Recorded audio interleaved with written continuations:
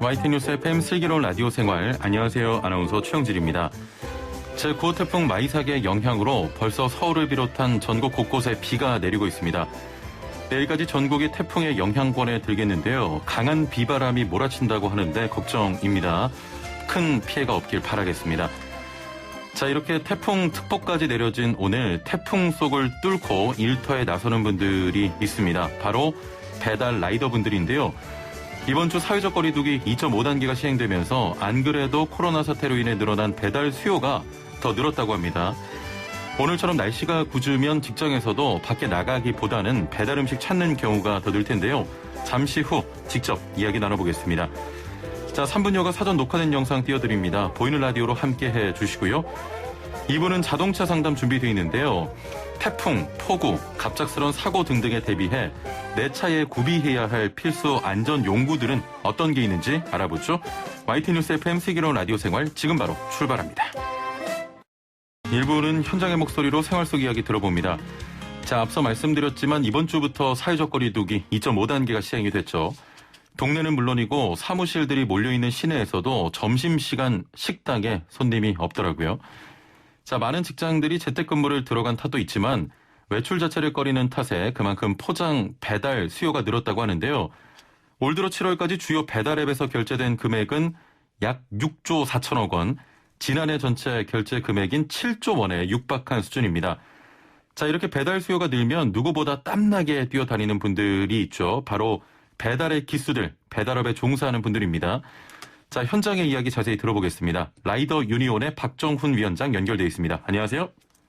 네, 안녕하십니까. 박정훈입니다. 예. 자, 혹시 박 위원장님도 이 배달 라이더신가요? 예, 그렇습니다. 예. 자, 올 여름은 역대 최장기간 장마에다가 장마가 끝나자마자 지금 폭염 이어지고 있고요. 또 코로나의 장마 폭염까지 참 올 여름 힘듭니다. 일하시는데 많이 좀 어려우실 것 같은데 어떻습니까? 네, 여름에 더운데 예. 장마가 내리니까 비옷을 입고 일을 해야 되지 않습니까? 아, 예. 그러다 보니까 이제 사우나 한증막처럼 이제 오토바이 위를 달리는 느낌이 들고요. 예, 예. 또 하나는 시야가 잘 보이지 않기 때문에 예.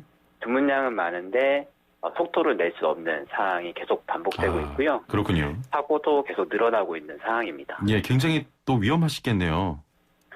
예, 길바닥이 이제 미끄러우니까 예. 브레이크를 밟는다 하더라도 미끄러지는 사고가 예. 자주 일어나고 있는 상황입니다. 그렇군요.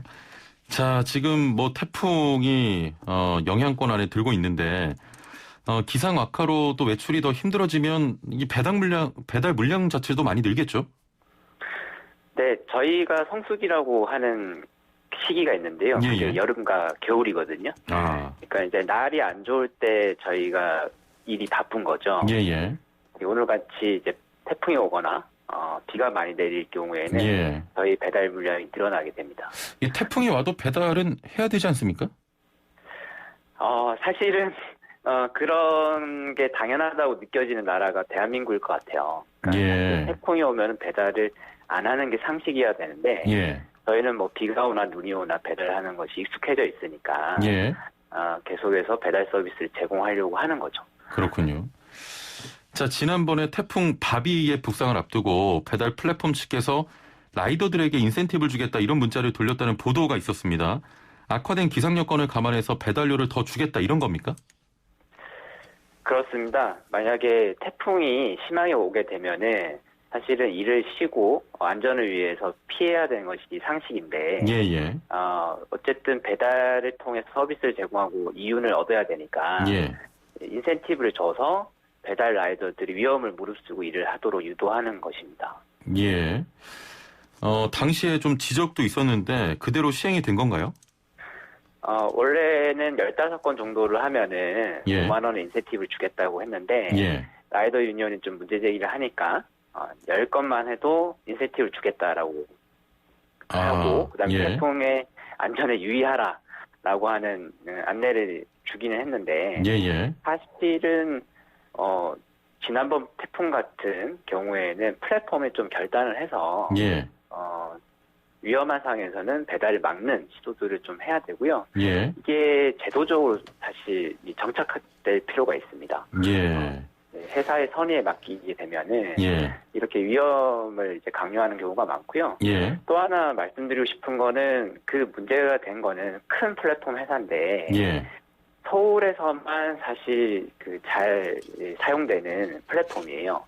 지역 같은 경우는 인센티브가 아니라 카톡방이든지 전화로 왜 나오지 않냐고 욕설을 하거나 오히려. 관계 지시를 하는 경우가 많고요. 예. 그런데 우리가 이제 화제가 된 것은 서울에서 벌어진 일들만 화제가 되고 있는 것이라서 예. 그런 부분은 매우 안타깝습니다. 서울에서는 인센티브를 주면서 배달을 좀 더 해달라 이런 식으로 독려를 하지만 오히려 지방 같은 데서는 좀 강요하고 왜 안 나오냐 이런 식으로 말을 했다는 거죠? 그렇죠. 지역 같은 경우는 대형 플랫폼들이 발달되어 있지도 않고요. 그렇죠. 그리고 동네 배달 대행사 사장들이 예. 왜 안 나오냐 전화도 하고 독촉도 하고. 예, 욕설도 하고 이기적인 행위다라고 욕을 하기도 하고요. 예. 근데 반면에 또 동네 배달 대행사 입장에서는 이분들이 직고용한 형태가 아니기 때문에 예. 사실은 지휘 감독을 할 수 있는 권한이 없거든요. 예. 그러다 보니까 또 반대로 욕설이 나오는 것이죠. 그러니까 이거는 사실 지금과 같은 이 고용 형태, 라이더 고용 형태가 가지고 있는 한계 지점을 보여주는 것이고 누가 더 나쁘다라고 보다는 이제 구조적인 문제가 있는 것입니다. 혹시 욕설 같은 거 들으면 어떻게 라이더분 입장에서는 할 방법이 없습니까? 그렇죠. 예를 들어서 이거를 뭐 문제 얘기를 한다 하더라도 어쨌든 그 동네에서 어쨌든 배달 일을 해야 되기 때문에 그리고 참고 가는군요. 네, 그렇죠. 동네에서는 이제 정보가 소통되고 있기 때문에 그렇습니다. 예. 그러면 이 배달 요청이 들어오면 날씨가 너무 안 좋은 경우에는 뭐 거부할 수 있는 어떤 법적인 근거 같은 게 있습니까? 사실 거부할 수 있어야 되는 게 맞고요. 왜냐하면 저희 라이더들이 이제 프리랜서 위탁 계약을 맺는 거 아닙니까? 그러면은 사실 사용자들은 근로기준법상 책임 의무에서 완전히 벗어나 있거든요. 최저임금을 보장한다든지, 퇴직금을 준다든지, 그런데 이 업무 지시를 계속 강요한다라고 하는 거는 사실 이거는 근로자다라고 해서 저희가 노동청 진정을 해서 근로자 지위 확인 소송을 한다거나 이런 식으로 대응할 수도 있습니다.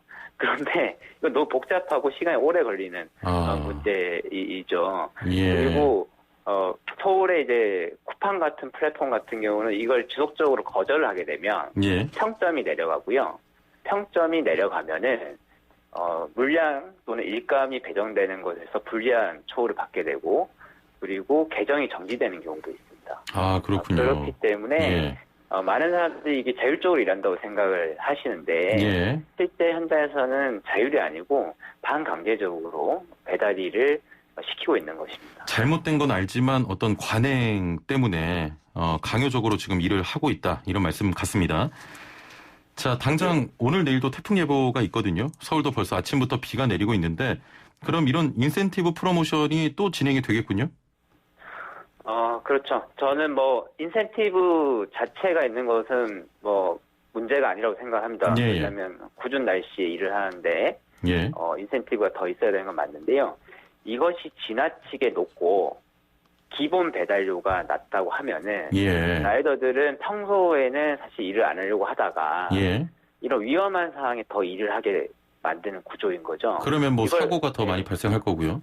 그렇죠. 이걸 바꿔서 평소에 기본 배달료를 안전하게 만들어 놓고 지금과 같은 위험한 상황에서는 사실 일을 안 할 수 있는 구조를 만들어야지 라이더들도 수익적으로 안정적으로 하면서도 안전하게 일할 수 있는 구조를 만들 수 있는 거거든요. 이거는 기업 입장에서도 과도한 프로모션을 하는 거는 부담이거든요. 그렇죠.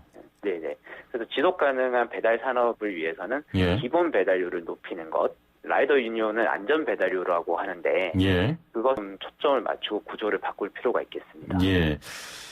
자, 지금 인센티브 이야기 하셔서 이 질문이 좀 적합한지 모르겠습니다만 오늘 아침 기사를 보니까 배달 전쟁으로 라이더 몸값이 껑충 뛰면서 대기업 안 부럽다 뭐 이런 기사도 나오고요. 어제 같은 경우는 제가 다른 방송국의 아침 프로그램을 보니까 수입이 월 1,000이다. 집 살려고 뛰어들었다. 이런 좀 방송을 듣긴 했는데 수입이 많긴 합니까? 이거는 상위 1% 정도에 해당되고 있고요. 아, 상위 1%라고 하면 많이 좀 배달을 하시는 분 말씀하시는 건가요? 예, 그 배달하는 중에서도 특이한 사람들 말씀드리고요. 예. 그리고 하루 12시간 정도 주 6일 정도 일을 하는 분들이거든요. 아, 예. 예, 그리고 지금 배달료가 높다라고 기사가 나오는 것은 대부분 서울에 한정된 지역입니다. 예. 그리고 지금 쿠팡이랑 배민이 경쟁을 하고 있어서 예. 이 라이더들을 이제 모시기 위해서 이제 인센티브 전쟁을 하고 있는 건데 이건 지속될 수가 없는 구조예요. 예. 또 하나는 이게 플랫폼이 지금 무분별하게 배달 그 음식점들을 영입하고 있거든요. 예. 그러다 보니까 영입하면서 우리가 배달을 해줄게라고 했는데 실제로는 라이더들이 충분치 않기 때문에 배달을 못 하고 있는 거고요. 예. 이건 또 하나의 문제는 뭐냐면 과거에는 직고용 라이더들이 소수라도 있었어요. 예. 이들이 자기 가게 음식을 먼저 빼고 모자라면 배달 대행을 썼는데 예. 지금은 기존에 있던 예를 들어 버거킹이라든지 커다란 이 음식점들이 예. 라이더들을 다 해고를 해버린 상태예요. 직고용 라이더들을. 그러니까 배달 대행만 늘어난 상태이기 때문에 예. 콜이 안 빠지고요. 라이더들 입장에서는 자기가 개인 사업자인데 여러 개의 음식점들을 가야 되기 때문에 예. 당연히도 그 특정 음식점들 같은 경우는 늦게 갈 수밖에 없는 거거든요. 이거는 배달 고용 구조가 낳은 부작용이라고 볼 수 있습니다. 예. 구조적인 문제가 좀 커 보이는데 일단 올해 코로나19가 확산되면서 배달 물량이 지난해보다 확실히 좀 많이 늘어났습니까? 예, 확실히 늘어났고요. 예. 아까 말씀드렸다시피 이게 자영업자들 입장에서는 배달을 하지 않으면 안 되는 상황에 있거든요. 예. 그래서 사실은 배달 라이더들이 자영업자를 살리고 있는 상황이기도 합니다. 예. 그래서 사실 공생할 수 있는 구도를 플랫폼사에서 좀 고민을 해야 되는 상황이고요. 예. 지금 같은 비상식적인 경쟁, 그리고 이건 다시 한번 말씀드리지만 서울에서만 벌어지는 일입니다. 서울에서만. 예. 지역 같은 경우는 이 정도의 사항은 아니거든요. 서울 수도권에서 벌어지는 이들을 너무 가대하게 이야기하는 경향이 있습니다. 지역은 아직도 배달료가 2,000원대예요. 그렇군요. 혹시 배달 물량이 얼마나 또 몇 % 정도 증가했는지 혹시 수치로 좀 말씀해 주실 수가 있을까요? 예, 저 같은 경우는 이제 배달 수치는 저희 라이더 유니온도 알 수는 없을 것 같고요. 다만 이제 조합원들이 체감상 계속해서 얘기하는 것들이 있는데 50건이 밀려 있다, 100건이 밀려 있다 이런 이야기들이 특히 주말 같은 경우에는 계속해서 올라오고 있는 상황입니다. 예, 그렇군요. 자, 유튜브 그 댓글창으로 우빈맘께서 저는 비 오는 날 배달 안 시키게 되더라고요. 너무 위험한 것 같아요. 항상 감사합니다. 이렇게 또 감사 인사 전해주셨고요. 1906번님께서는 음식을 취소하면 라이더가 부담하는 것부터 없어져야 합니다 하셨는데 실제로 음식을 취소하면 이게 라이더 분들이 부담을 합니까? 상황에 따라 다른데요. 예. 라이더들이 음식 부담을 하는 경우도 있고요. 음식점이 잘못을 해서 취소를 하는 경우에는 음식점이 부담하는 경우가 있는데 이와 관련된 규칙이 없습니다. 그래서 음식점 사장님이 마음씨가 좋으면은 자기가 부담하겠다라고 하기도 하고 좀 악덕한 사장이거나 배달 대행사 사장이 별로 귀찮다라고 하면은 음식값을 라이더가 부담하기도 하고요. 저희 쿠팡이츠 라이더들 중에는 사고가 났는데 그래서 음식이 훼손됐어요. 음료가. 사고가 나서. 그런데 음식값을 물어내라 라고 안내 전화를 받은 경우도 있습니다. 예, 이런 부분도 좀 제도화가 되는 게 필요하겠군요. 그렇습니다. 이 배달업계가 규칙이 없어요. 누구나 창업을 할 수 있고 규제도 없고요. 그러다 보니까 지역에서는 배달료가 한정없이 내려가고 있는 거고요. 서울의 강남을 중심으로 해서 대형 플랫폼이 경쟁하고 있는 곳에서는 비상식적인 프로모션 경쟁이 벌어지는데 정작 기본 배달료는 올리지 않는 상황이 벌어지는 거죠. 이거는 무슨 얘기냐면 예. 나중에 시장이 좀 정리가 되면은 내리겠다라는 신호거든요. 예, 그렇군요. 자, 하루에 몇 번 정도 배달을 소화하는지도 좀 궁금하고요. 24시간 배달되는 곳도 있거든요. 근무 시간도 좀 늘어났습니까? 근무 시간이 정함이 없습니다. 저희가 노동법의 보호를 받지 못하기 때문에 예. 15시간 일하시는 분도 계신 거고요. 그런 분들이 아까 말씀드렸던 네. 상위 1% 그런 분들입니까? 그렇죠. 예. 그래서 한 달 1,000만 원 벌고 나서요. 예. 1년 동안 쭉 할 수 있는 게 아니고요. 예. 한 2, 3개월 정도 하다 보면 몸이 망가지기 때문에 한 달 정도 푹 쉬시고 이렇게 되는 구조거든요. 예. 그리고 그 정도 일을 하게 되면은 하루 한 100건 정도까지도 하시는 분들인 거고 예. 150km, 200km를 달리는 분들이 이제 상위 1% 정도고요. 예. 보통은 지역 같은 경우는 50건에서 60건 정도, 예.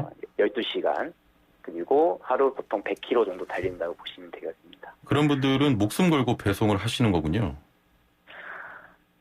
목숨도 걸고요. 예. 비리를 정말 정확하게 아시는 거고, 음식점이 5분 정도 조리 시간이 걸리는지, 예, 예. 10분이 걸리는지, 그리고 신호가 언제 바뀌는 건지, 골목길이 어딘지까지 사실 정확히 아시는 분들인 거고, 예. 사실 숙련 노동자인 거죠. 그렇군요. 지금 요즘 보면 배달 플랫폼들이 좀 빠른 배송 경쟁들 하고 있지 않습니까? 네네. 그로 인한 어려움도 좀 크실 것 같아요. 네, 이게 손님들한테는 이게 시차 배달이라고 해서 번쩍 배송 이렇게 광고가 나가거든요. 예, 예. 근데 저희는 알 수가 없어요. 그러니까 예. 저희가 어쨌든 빨리 간다 하더라도 손님 입장에서는 느리게 오는 걸 수도 있고요. 예. 저희 동선이 다 파악이 됩니다. 예. 그러니까 사실 라이더들만이 아는 길로 올 수도 있지 않습니까? 예, 예. 그렇게 갔더니 왜 돌아서 오냐 항의하는 경우도 있고요. 그다음에 여러 개 배달을 하는 경우에도 왜 저기 들렸다 오냐 예. 그렇게 항의하는 케이스도 있습니다. 예, 예. 그래서 사실은 소비자라는 것이 과거와 달리 새로운 사용자로 등장하고 있다는 것이 플랫폼 시대의 특징이라고 볼 수 있습니다. 예. 배달량이 많으면 배달이 좀 늦어지겠죠? 당연히 늦어지고요. 예. 사실 음식점에서도 배달을 막거나 혹은 이제 플랫폼에서도 배달량을 좀 조정할 필요가 있는데 예. 그런 걸 하지 않고 일단은 다 받기 때문에 예. 저희가 무리해서라도 갈 수밖에 없는 상황이고요. 이건 돈 때문만 그런 게 아니고 예. 동네 배달 대행사 같은 경우에는 라이더가 너무 늦게 배달하면 그 예. 음식점이 다른 배달 대행사로 옮겨버려요.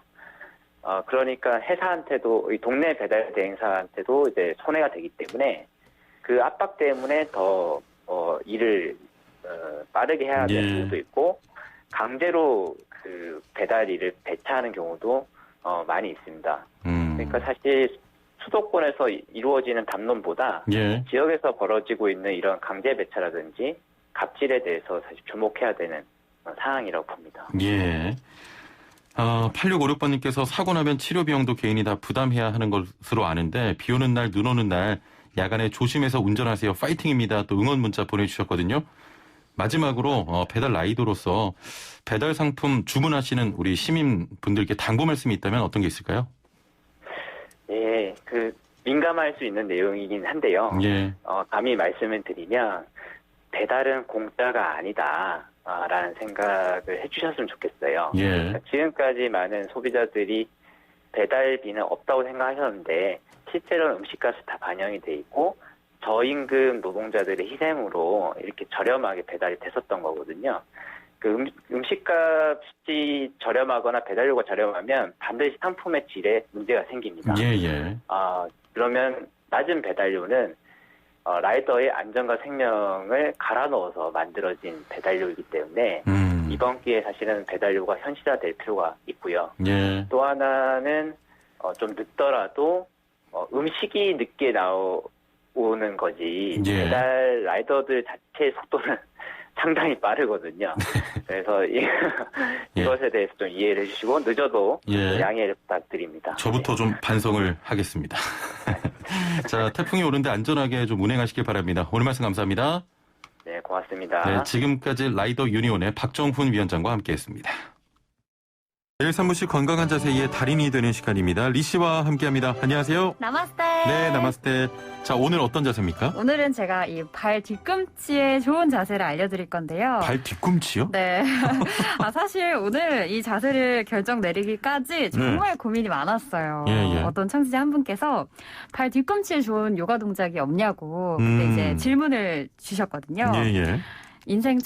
요가 인생 처음, 발 뒤꿈치 요가 처음 들어봤습니다. 발 뒤꿈치 건강까지 챙겨야 됩니까? 아니, 그렇죠. 또 아킬레스건이 있는 부분 아니겠습니까? 예. 그래서 제가 이것저것 연구를 많이 했는데 오늘 발 뒤꿈치에 좋은 이 견상 자세, 다운독을 배워보도록 할 거예요. 예. 그러면 발 뒤꿈치 요가를 준비하신 거군요. 네, 이 다운독, 아도무카 스바나사나라고 하는데요. 예. 우리말로 풀면은 개, 강아지. 견상 자세입니다. 예. 그래서 강아지의 고개가 아래를 향하는 고개를 숙인 채 개처럼 자세를 취해보는 그런 동작을 배워보도록 할 거예요. 알겠습니다. 바로 소개를 해주시죠. 네, 먼저 무릎 꿇고 앉아서요. 예. 두 손바닥도 바닥에 대볼게요. 예. 이렇게 테이블 자세, 어깨 밑에 손목, 골반 밑에 무릎이 올 수 있게 테이블 자세 먼저 취해보시고요. 일단은 무릎을 먼저 꿇는 거죠? 그렇죠. 무릎 예. 꿇고 손바닥 바닥에 대면서 테이블 자세 만들어보시고요. 자, 이렇게 테이블 자세 만든 상태에서 발끝이 바닥에 닿을 수 있게 예. 한번 바닥에 닿도록 해볼게요. 그 상태에서 손바닥이 바닥을 단 상태 유지하시면서요. 엉덩이를 하늘 위로 쭉 들어 올립니다. 예. 무릎이 펴질 때까지. 엉덩이를 하늘 위로 쭉 들어 올리시고요. 예. 그 상태로 무게중심을 하체 쪽으로 실어내면서 예. 뒤쪽으로 실어내면서 발 뒤꿈치 무겁게 바닥 쪽으로 끌어내릴게요. 어떠신가요? 좀 힘든데요? 네, 여기서부터 이제 발 뒤꿈치에 자극이 느껴질 겁니다. 예. 발 뒤꿈치가 시원하게 자극되고요. 종아리, 허벅지까지 당기는 그런 자극이 느껴질 엄청 텐데요. 당겨요, 지금. 요게 바로 다운독, 견상 자세입니다. 예. 강아지들이 이런 기지개 펴는 이런 자세들을 많이 취하는데요. 그렇죠, 예. 그런 자세를 저희가 오늘 지금 배워본 거거든요. 계속해서 들이마시는 호흡에 손바닥으로 바닥을 밀어내면서 예. 엉덩이를 하늘 쪽으로 더 끌어올리고요. 내쉬는 호흡에는 발 뒤꿈치를 계속 바닥에 무겁게 내려놓으면서 뒷다리를 늘리는 자세입니다. 예. 쉽지 않네요. 이게 발 뒤꿈치가 바닥에 안 닿아요, 저는. 안 닿는 분들이 이게 돼요, 많아요. 우리 형진 아나운서처럼 이 견상 자세 처음 하시는 분들은 아마 발 뒤꿈치가 바닥에 닿지 않을 거예요. 예. 요럴 때는요. 한 발 한 발 앞으로 조금씩 반보 정도 걸어 들어오면요. 발 뒤꿈치가 바닥에 닿는데 조금 더 쉬워질 거예요. 예. 그렇게 발 뒤꿈치가 바닥에 닿을 수 있도록 최대한 바닥 쪽으로 끌어내리면서 이 뒷다리를 늘리는 자세. 그래서 발 뒤꿈치를 시원하게 만드는 그런 자세입니다. 뭐 종아리도 좀 시원한 것 같고 네. 허벅지도 시원하고 전반적으로 뒷다리를 쫙 늘어나는 그런 효과가 있고요. 예. 또 뿐만 아니라 우리가 들이마실 때 계속해서 이 손바닥으로 바닥을 밀어내잖아요. 예. 그때 이 허리가 척추가 늘어나는 그런 효과도 있습니다. 예. 알겠습니다. 자, 3분 투자하셔서 이게 정말 뭐 만병통치약인데요, 이 자세가. 네, 견상 자세, 개 자세. 네. 이 오늘 자세 시원한 이 발 뒤꿈치를 늘리는 그런 효과가 있길 바랄게요. 알겠습니다. 3분 요가 리 씨와 함께했습니다. 감사합니다. 나마스테. 네, 나마스테. 네, 2부는 자동차 상담 준비되어 있습니다. 재난 비상시 차에 구비해 놓아야 할 장비는 무엇일까요? 김필수 교수와 이야기 나눠보겠습니다. 먼저 서울시 소식 듣고 오시죠. 네, 2부는 생활정보 소식으로 시작합니다. 오늘은 서울시 소식 준비했는데요. 구로구에서 페스티벌 행사가 진행되고 있다고 합니다. 철저한 방역 속에서 여러 가지 행사 프로그램을 준비했다고 하는데요. 자세한 내용 이성 구로구청장 연결해서 들어보겠습니다. 안녕하세요. 예, 안녕하세요. 구로구청장 이성입니다. 예, 코로나19 때문에 좀 많이 바쁘시고 힘드시겠습니다. 어떠십니까? 예, 그렇습니다. 서울 전역도 전국적으로도 코로나가 지금 확산되고 있어가지고요. 예. 그래서 굉장히 긴장된 상황 속에서 이걸 억제하기 위해서 최선을 다하고 있습니다. 예, 앞으로도 방역에 좀 만전을 기울여 주시고요. 예. G 페스티벌 행사가 시작됐다고 합니다. 사회적 거리두기 2.5단계가 진행 중인데 이 페스티벌 행사가 어떻게 진행되는지 궁금하거든요. 예, 저희도 이걸 하느냐 마느냐 고민이 많았었는데요. 예. 오히려 주민들에게 위로나 힐링 프로그램을 진행하자는데 의견을 모았고요. 예. 올해 축제는요, 무관중 또 온라인 전부 다 비대면으로 그렇게 진행이 됩니다. 그래서 코로나 시대에 맞도록 저희가 관중 없이 비대면으로 하는 축제입니다. 일단 비대면 행사고요. 어떤 프로그램들이 준비가 돼 있습니까? 매년 하던 프로그램들을 그대로 할 수는 없기 때문에 매년 하던 프로그램 중 하나만 살았고요. 주민들이 스스로 이제 우리 문화회관이나 이런 데서 여러 가지 배우는데요. 그걸 이제 뽐내는 그런 이제 주민자치 프로그램 발표에는 이미 녹화를 다 진작에 해놨었습니다. 유튜브를 통해서 각 동별로 주민들이 이제 뽐내게 돼야 한 거를 유튜브로 송출을 하고요. 또 하나는 이제 집으로 배달 콘서트를 하겠는데요. 뭐 동춘 서커스라든지 뭐 판타시아 또는 G3 라이브 이런 여러 가지 공연들을 저희가 9월 17일 하루 종일 공식 유튜브 채널로 생중계를 합니다. 또 영상을요. 각자 자신의 여러 가지 주제로 영상을 만들거나 주민들이 또는 마스크를 쓰고 이렇게 코로나 시대에 생활하는 모습들을 이렇게 저희가 공모를 하고 있습니다. 사진이나 영상을 공모하면은 주민들이 모두 다 함께 이렇게 온라인을 통해서 감상할 수 있는 그런 프로그램도 있고요. 또 하나 지금 굉장히 인기가 있는 거는요. 아시아 요리 경연대회인데요. 주민들 중에서 아시아 레시피 공모에서 당선된 주민들이 유명한 이연복 그 셰프와 함께 실제로 요리를 만들어 보는 건데요. 9월 매주 화요일 오후 3시에 저희가 온라인 유튜브로 저희가 중계를 합니다. 그래서 주민과 이연복 셰프가 함께 요리하는 모습을 유튜브를 통해서 이렇게 볼 수가 있습니다. 이외에도 이제 여러 가지 다양한 저희가 전쟁사, 문명사 강연도 있고 뭐 노래자랑도 있고요. 굉장히 많은 프로그램이 있는데요. 전부 다 유튜브로나 이런 온라인으로 진행을 합니다. 관심 있으신 분은 구로 G 페스티벌 유튜브 채널을 통해서 시청해 주시면 될 것 같고요. 이후에도 계획 중인 행사가 있습니까? 원래 저희가 9월 때문에 매년 책 축제를 하는데요. 책 축제도 올해는 이제 정상적으로 할 수는 없기 때문에 전부 다 온라인으로 하는데요. 매년 하던 독서 골든벨이라는 게 있는데 이것도 책 5권 선전 도서를 읽고 여기와 관련된 독서 퀴즈 대회인데 올해는 온라인으로 그래서 온라인으로 함께 이제 그 독서 골드맨이 행사가 있고요.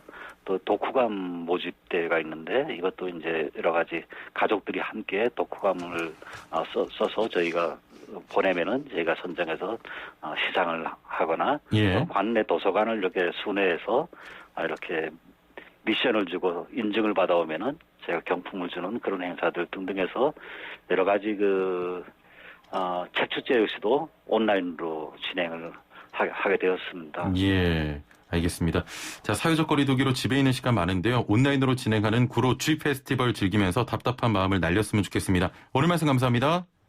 고맙습니다. 네, 지금까지 이성 구로구청장과 함께했습니다. 네, 매일매일 각 분야 전문가들과 함께 생활 속 다양한 궁금증 해결해 봅니다. 자, 버스에 앉아서 유심히 실내를 살펴보면 비상 탈출용 망치나 소화기 등이 있는 것을 발견할 수 있습니다. 교통사고, 화재, 또 최근에 발생한 폭우나 태풍 등까지 도로 위에서 일어나는 각종 위기에 대응하기 위한 안전용품들인데요. 버스뿐만이 아니고 자가용에도 이런 안전용품들이 필요하다고 합니다. 자, 이른바 재난 비상시 내 차에 둬야 할 3종 세트. 자, 오늘은 북상하는 태풍도 있고 이 내용을 이야기 나눠보려고 하는데요. 방송 들으시면서 자동차에 대해 궁금한 점 있는 분들 단문 50원, 장문 100원의 유료 문자 샵 0945번으로 보내주시고요. 애플리케이션 또 유튜브 댓글창을 통해서도 참여가 가능합니다. 자, 이 시간 늘 함께 말씀을 나누는 분이죠. 대림대 자동차과 김필수 교수와 함께합니다. 안녕하세요. 네, 안녕하세요. 오늘 주제가 이 재난 비상시 내 차에 꼭 둬야 할 3종 세트인데 교수님과 말씀을 나누기 전에 오랜만에 커피 쿠폰을 쏘려고 합니다. 아, 그렇습니까? 애청자분들 생각도 한번 들어보겠습니다. 자, 재난 비상시 내 차에 꼭 둬야 할 3종 세트 뭐라고 생각하시는지 단문 50원, 장문 100원의 유료 문자 샵 0945번 또는 YTN 라디오 애플리케이션 채팅창으로 보내주시면 저희가 3분을 선정해서 커피 쿠폰을 보내드리도록 하겠습니다. 네. 예. 반응이 별로 없으시네요. 아우, 좋습니다. 자, 일단 자동차 안전용품 전체적으로 어떤 것들이 있습니까? 굉장히 많다고 볼 수가 있습니다. 예. 요새는 기능성 스프레이 같은 것도 많이 나와 있고 예. 또 앞에 서리가 겨울에 서리 같은 거 끼는 경우도 있고요. 또 이제 김서림 때문에 김서림 방지하기 위한 스프레이 종류도 많이 있고 예. 또 타이어 같은 경우에는 이제 요새는 응급 키트가 들어가 있기 때문에 예전하고 좀 많이 틀립니다. 그래서 그런 부분들 없다고 하더라도 비상시에 쓸 수 있는 것들은 굉장히 많이 있죠. 예를 들어서 유리깨는 망치 같은 것들도 있을 수 있고 또 소화기라든지 또 야광 안전조끼 같은 것들도 있고 또 이제 예를 들어서 뒤에 성광등 같은 것들이 있죠. 야간에 이제 차 고장 났을 때 이제 뒤에 안전해주고 해줄 수 있는 이런 장치들 굉장히 종류가 많이 있어서 한 10여 가지 정도 안전용품이 있지 않을까 이렇게 맞네요. 보고 있는데 계절별로 또 틀리기 때문에 또 이 부분들을 운전석 옆에다 놓는 것들도 있지만 트렁크 속에 넣어도 되는 것들도 있고 상황에 따라서는 바로 실시간적으로 바로 쓸 수 있게끔 만들지 않으면은 트렁크에 있게 되면 도리어 위험한 것들도 있거든요. 그렇죠. 나가다가 더 큰 위험이 있을 수 있으니까요. 도리어 비상시인데 트렁크에 가서 그걸 찾고 있는 이런 상황이 될 수도 있거든요. 거의 불가능한 상황이기 때문에 운전석에서 손을 뻗어서 손으로 직접 잡을 수 있는 정도 이런 비상용품들도 굉장히 중요한 부분을 강조할 수가 있습니다. 예. 그러면 지금 태풍이 오지 않습니까?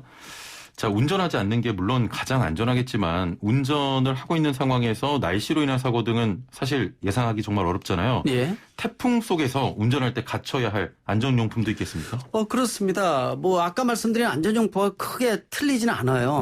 문제는 이제 이런 비상용품이라는 게 차가 폐차할 때까지 한 번도 사용 안 하면 좋은 거거든요. 근데 그 한 번을 위해서 생명을 담보로 한다는 측면에서 그래서 이 태풍 같은 게 올 경우는 가장 중요한 것이 비바람인데 바람입니다.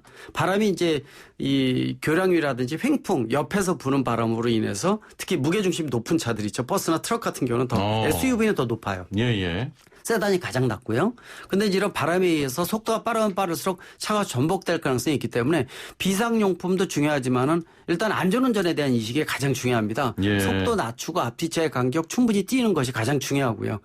혹시라도 문제가 생겼을 때는 비상용품을 어떻게 사용할 것인지 예전에도 아마 부산 쪽도 그렇고 비가 와서 몇 명이 사망사고가 생겼는데 차가 바깥에 30cm 이상 물이 차게 되면은 이 안에서 문을 밀더라도 창문이 열리질 않거든요. 압력 때문에. 이때 제일 중요한 부분들은 창문을 깨고 탈출을 해줘야 돼요. 그렇죠. 근데 깰 수 있는 방법이 유리 깨는 비상망치가 있다든지 아니면은 머리 받침대를 빼서 뒤에 있는 이 새 날을 이용해서 깬다든지 심지어는 이제 하이힐을 이용해서 깬다 이런 얘기 많이 있는데 하이힐 가지고 깨는 거 거의 불가능하다고 보시면 되고요. 그다음에 머리 받침대도 제가 말씀은 드리지만은 남성 같은 경우에 가슴에 안고 있죠. 수직으로 해서 몸으로 때려야 되는데 이게 잘 안 깨집니다. 그러니까 제일 좋은 방법은 유리 깨는 비상망치가 있으면 되는데 근데 시중에서 돌고 있는 비상망치 3개 중에서 2개가 불량인 거 아세요? 그렇습니까? 유리가 안 깨지고요. 앞에 새가 뭉툭해집니다.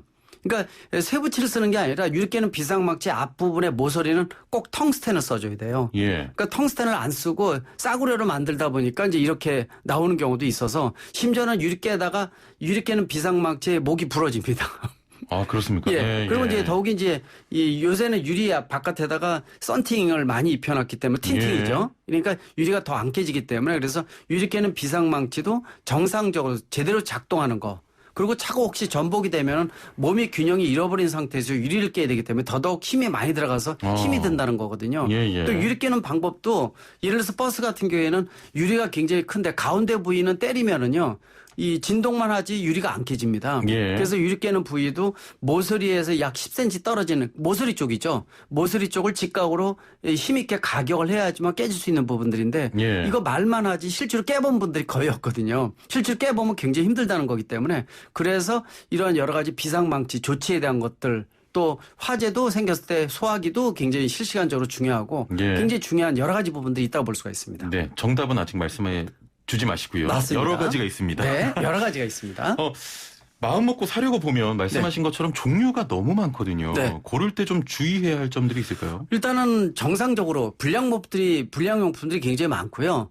또 기준이 없는 이런 사례들도 굉장히 많아요. 그러다 예, 예. 보니까 제대로 된 상품을 고르는 것이 상당히 좀 중요하다 볼 수가 있는데 가격은 그렇게 비싸지는 않습니다. 예, 예. 뭐 유리깨는 비상망치 같은 거 몇 번 지금 말씀드렸지만은 이거 가격이 1, 2만 원짜리면은요 영구적으로 쓸 수가 있어요. 예. 그러니까 한 번 사놓으면은 끝까지 쓸 수 있다는 거기 때문에 앞에 모서리가 텅스탄으로 돼 있는 제대로 된 거를 구입하라고 말씀드리고 싶고 예. 그다음에 나머지들도 뭐 10가지, 20가지를 구입하는 게 아니라 실질적으로 서너 가지 정도만 있으면 되거든요. 이런 부분들은 조금만 몇만 원 정도면 충분히 구입할 수 있다라고 생각을 하시면 좋을 것 같아요. 그래서 1가구 2차량, 3차량이 되니까 가족수에 맞춰서 이 세트를 갖춰서 운전석 옆쪽에 놓으면은 상당히 안심이 된다는 건데 저 같은 경우에도 이 집안에 있는 차들이 있죠. 제가 모두 다 세팅을 해놓고 예, 예. 운전하는 분들한테 얘기를 다 해놓고 있거든요. 그게 굉장히 중요합니다. 이게 있으면은 안심이 좀 되고요. 또 비상시에 조치를 할 수 있다는 측면에서 단 한 번이지만은 자기 목숨하고 담보가 된다는 거. 예. 특히 국내에서는 이게 의무화되어 있지 않기 때문에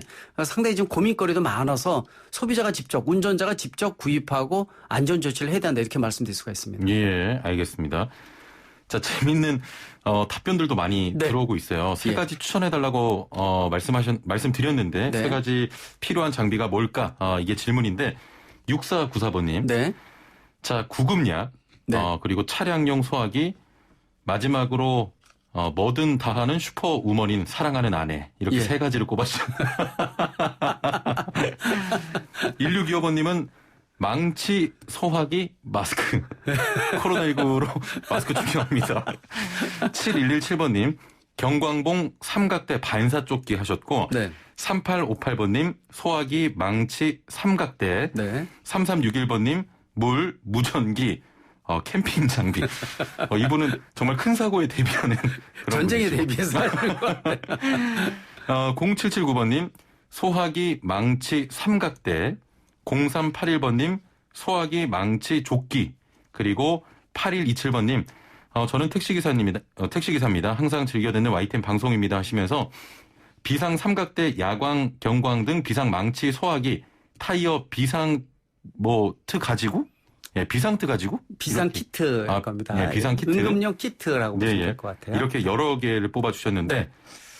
이 중에 뭐 세 개 다, 정답을 말씀하신 분이 계십니까? 있습니다. 여러분 계세요. 여러분 계십니까? 네네. 예, 예. 네. 그러면 뭐 정답을 좀 말씀을 드려볼까요?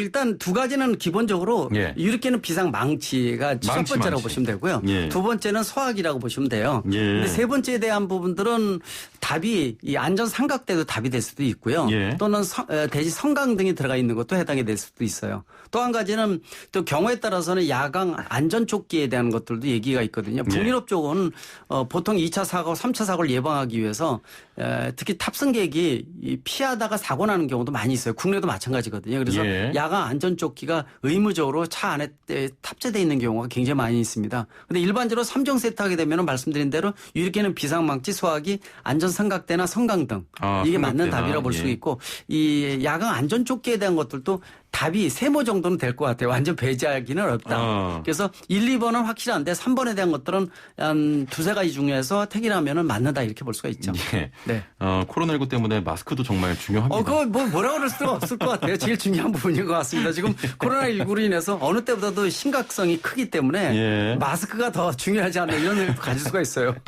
또 아까 어떤 분 중에서는 와이프 예, 아내 된 거 근데 와닿는 가로치고 얘기입니다. 뭐든 다 하는. 알겠습니다. 네. 자, 밖에서 정답 3분을 추려 주실 거고요. 저희가 3분 추첨을 통해서 커피 쿠폰을 증정해 드리도록 하겠습니다. 네. 자, 지금부터는 자동차 상담을 좀 진행을 해볼 건데요. 먼저 애플리케이션 댓글창으로 용복이 바보님께서는 포토2입니다. 네. 어제 하루 운행을 안 하고 아침에 운행을 하니까 쇠 갈리는 소리가 나서 카센터를 가려고 10분 정도 운행하니까 소리가 다시 안 납니다. 왜 그런 걸까요? 18만 5천 킬로미터 탔습니다. 제동 브레이크 쪽에서 낫다고 보시면 될 것 같아요. 예. 하루 이틀 정도 안 하게 되면은 특히 이제 물이 묻어 있는 상태에서는 약간 녹이 이렇게 생기는 경우도 있어요. 그리고 마찰 부위가 식어 있는 상태이기 때문에 근데 이게 하루 이틀 운행을 안 하다가 운행을 했을 때 소리가 한 5분 10분 후에는 차가 열이 생긴 다음에 없어지는 경우가 많이 있는데 이거는 예전에도 말씀드렸을 거예요. 이거는 절대로 문제가 있는 건 아니다. 예. 브레이크 제동 패드나 라이닝 쪽에는 마찰에 의해서 이런 부분들이 열이 많이 발생할 때까지는 약간의 어느 정도는 소리가 나고 쇠가 갈리는 소리가 날 수가 있어요. 근데 조금 있다가 없어지는 것은 정상적인 부분이니까 특별히 문제는 없고 이거를 항상 강조드리는 게 항상 소리가 난다 할 때는 문제가 있는 거거든요. 예. 또 겨울철 추울 때는 항상 난다든지 이것도 좀 문제라고 볼 수 있고요. 그러나 처음에 운행할 때 또 하루 이틀 정차된 상태에서 며칠 후에 끌었을 때는 약간 소리가 나다 안 나는 거 괜찮으니까요. 그냥 모셔도 괜찮을 것 같습니다. 예. 네. 그래도 큰 문제는 일단 문제는 없어 없습니다. 보입니다. 일단 이런 부위는 라이닝이나 패드가 마모가 많이 됐다든지 또는 예를 들어서 이 라이닝 디스크 자체가 이 편마모가 일부 생겼다든지 예. 또는 면이 좀 까칠까칠하다든지 예를 들어서 평평하게 만들어줘야 되는 이런 부분도 필요하건데 예. 특별히 소리가 많이 나지 않으면요. 특별한 문제는 없다 이렇게 보셔도 될 것 같습니다. 예, 알겠습니다. 3562번님, 오르막을 오를 때 엑셀을 계속 밟고 있다가 살짝 뛰었다 다시 밟아주면 RPM이 조금 떨어졌다 올라가면서 차가 힘을 받고 올라가는데 어느 날 갑자기 그 방법을 반복했더니 차가 갑자기 울컥하면서 계기판에 엔진 모양의 체크등이 계속 들어와 있습니다. 어떤 게 문제일까요 하셨네요. 이걸 운전 방법을 좀 개선하셔야 될 것 같아요. 운전 방법이 문제입니까? 그래서 등판이 있는 언덕 같은 데서 일부러 차를 세워서 내 차를 테스트한다 그래가지고 가속 페달을 계속 밟아서 급가속해서 올라가시는 분이 있거든요. 근데 차가 힘이 낼 수 있는 부분들과 가속 페달을 밟아서 내는 힘 사이에는요. 균형이 존재를 해야 되는데 너무 가속 페달을 세게 밟으면은 엔진이 힘을 못 받치기 때문에 노킹 현상이 생길 수가 있어요. 드르륵 걸리거든요. 이때는 차가 무리가 가기 때문에 엔진 경고등이 불이 들어왔다 나갔다 막 그러는 경우도 있습니다. 그러니까 이런 경우에는 언덕에 올라갈 때 언덕이 보인다 그러면은 가속 페달을 밟아서 탄력을 받은 다음에 치고 올라가는 게 제일 좋습니다. 근데 언덕 중간에 서는 거는 차가 앞에 서 있어서 어쩔 수 없이 섰다가 언덕에서 올라가는 경우는 어쩔 수 없는데 그때도 너무 가속 페달 급가속하지 마시고요. 어느 정도 쭉 밟으시게 되면은 탄력을 받으면서 또 엔진의 힘과 가속 페달을 밟는 힘의 균형이 생기면서 타고 올라가는데 그렇지 않은 경우에는 지금 말씀드린 것과 같이 엔진 경고등이 뜰 수가 있습니다. 이거는 노킹 현상인데 이게 나쁜 게 아니라 정상적인 부분이라고 보시면 될 것 같아요. 근데 이게 이제 예전에는 괜찮다가 몇 년 끌다가 이런 현상이 생긴다라는 얘기는 차의 시스템에 약간의 문제는 생기는 거니까 뭐 카본 제거라든지 차에 대한 엔진에 대한 어떤 전체적인 점검 같은 것도 필요하지 않나 이렇게 보고 있는데 일단 운전 습관 자체가 이 방법은 별로 좋은 방법은 아닙니다. 일단 운전 습관을 좀 고치시는 맞습니다. 게 좋겠습니다. 8656번님. 에어컨 외부 흡입구에다 탈취제 뿌려서 냄새를 좀 잡으려고 하는데요. 효과가 있을까요? 하셨거든요. 효과 있습니다. 대신 이제 차 바깥에 엔진 보닛 위쪽에 공기 흡입하는 쪽에다가 뿌리셔야 되고요. 또 안에다가 외부 유입 모드로 해놓으셔야 돼요. 실내 순환 모드로 해놓게 되면 의미가 없습니다. 외부 유입 모드로 해놓고 안에서 바깥에서 스프레이 쪽 뿌려주게 되면은 탈취 또 냄새라든지 또 공기가 들어오는 라인 자체의 곰팡이나 이런 거 제거할 수가 있거든요. 혹시 모르시게 되면은 정비업소에서 물어보셔도요. 정확히 서비스를 해주거나 가르쳐주기도 하거든요. 그래서 말씀드린 대로 탈취에 대한 것들은 에어컨 필터를 바꿔준다든지 또는 바깥에서 들어오는 공기의 라인 자체를 곰팡이나 여러 가지 탈취제를 통해서 냄새를 없애준다든지 또 바닥에 있는 매트의 청소를 통해서 이 3박자 3가지가 맞아야지만 실내의 공기질을 완전히 개선할 수가 있으니까 3가지 한꺼번에 해주시는 것도 좋다고 보고 있습니다. 필터는 어느 정도마다 갈아야 됩니까? 필터는 보통 1년에 한 2번에서 3번 정도 갈아주시면 될 것 같아요. 그래서 봄하고 가을 정도에 갈아주시는 분들이 많이 있는데 1년에 한 15,000km가 끈다 그러면은 보통 한 7, 8,000km 한번 가시는 게 일반 보편적이고 왜냐하면 요새는 미세먼지나 초미세먼지까지 가로주는 이런 에어컨 필터 같은 경우는 가격이 1, 2만 원 정도 고가거든요. 수만 원 정도 들어가니까 소비자 입장에서 부담이 되니까 1년에 2번 정도면 좋을 것 같습니다. 알겠습니다. 자, 이야기 여기까지 나눠보고요. 당첨자는 3858-0779-8127번님 한 분 더 계시네요. 7479번님 네 분께 커피 쿠폰 드리도록 하겠습니다. 오늘 말씀 감사합니다. 네, 고맙습니다. 지금까지 대림대 자동차학과 김필수 교수와 함께했습니다. 자, 태풍 속에 안전운전하시고요. 내일 뵙죠. 최영진이었습니다. 고맙습니다.